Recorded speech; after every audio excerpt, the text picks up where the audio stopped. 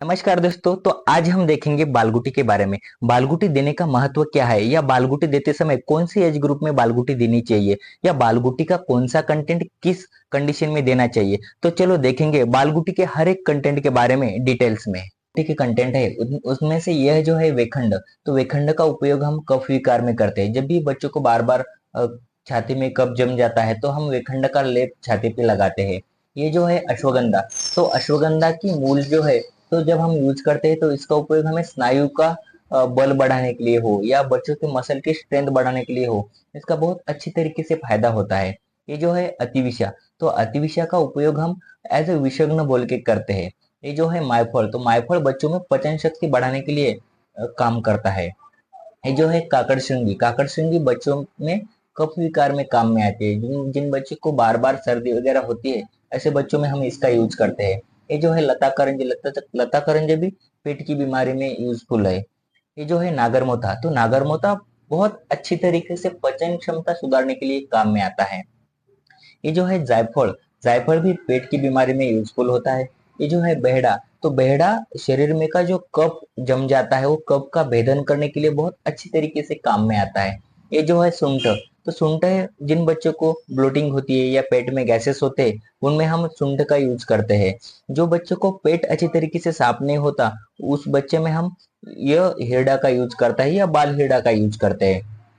बच्चों का कंठ सुधारने के लिए, यानी कि आवाज अच्छी तरीके से होने के लिए हम ज्येष्ठमध का यूज करते हैं।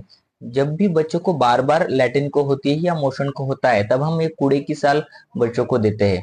या बच्चों को जब भी पेट में दर्द होता है तो हम मुरुड़ शेंग का यूज करते हैं। या बच्चों को जब भी बार बार खांसी होती है या कफ जम जाता है, तो उस कंडीशन में हम पिंपली शहद के साथ देते हैं। या बच्चों को में स्किन डिसऑर्डर होते हैं, तो तब हम ये जो हल्दी है, तो हल्दी को घिस कर देते हैं। तो ये एज ए रक्त शुद्धिकर बोल के काम करती है।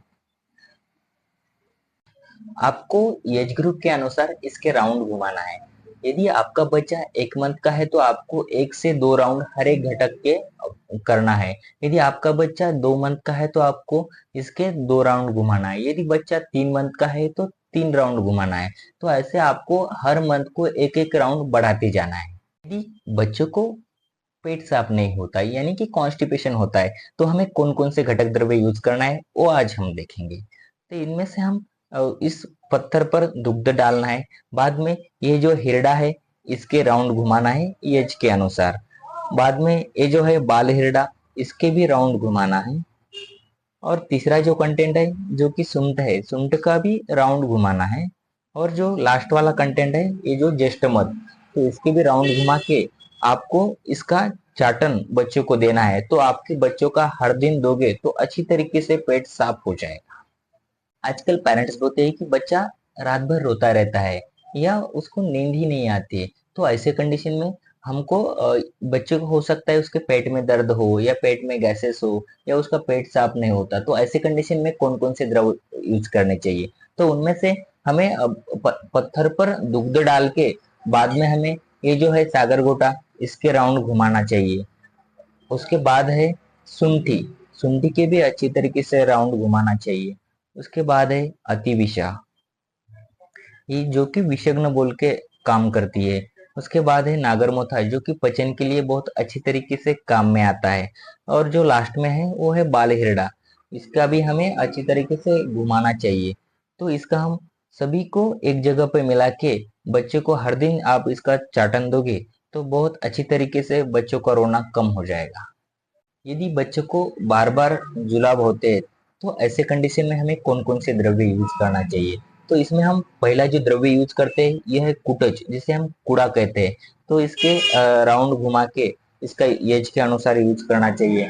इसके बाद हमें मुरुडू शेंग, इसके भी राउंड घुमाना चाहिए। उसके बाद वाला जो कंटेंट है वो है अतिविषा। इसके बाद में जो कंटेंट है वो है नागरमोथा, जो कि पचन के लिए अच्छी तरीके से काम करता है। और उसके बाद है जायफल, जो कि पेट दर्द कम करता है। तो ये सभी द्रव्य के जब राउंड होते हैं, तो इसको अच्छी तरीके से एक जगह पे लाके बच्चों को 3 टाइम दिन में देना चाहिए। तो उसका जो प्रॉब्लम है, मतलब कि जो जुलाब की दिक्कत है, वो बहुत अच्छी तरीके से कम होती है।